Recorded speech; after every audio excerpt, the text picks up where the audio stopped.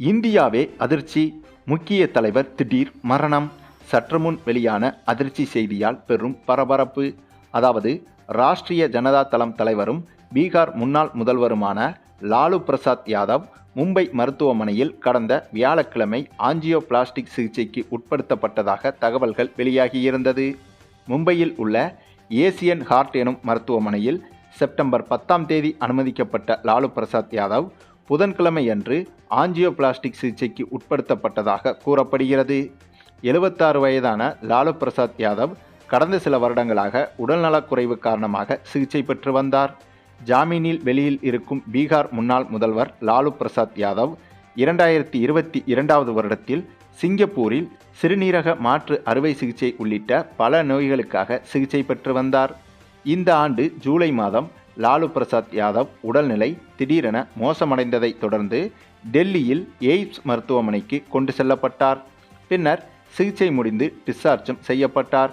மேலும் கடந்த 2022ஆம் ஆண்டு லாலு பிரசாத் யாதவுக்கு சிறுநீரக கோளாறு இருப்பது கண்டறியப்பட்டது. சிங்கப்பூரில் வசிக்கும் இவரது மகள் ராகினி ஆச்சாரியா என்பவர் இவரது சிறுநீரகங்களில் ஒன்றை லாலு பிரசாத் யாதவுக்கு தானமாக வழங்கியிருந்தார்.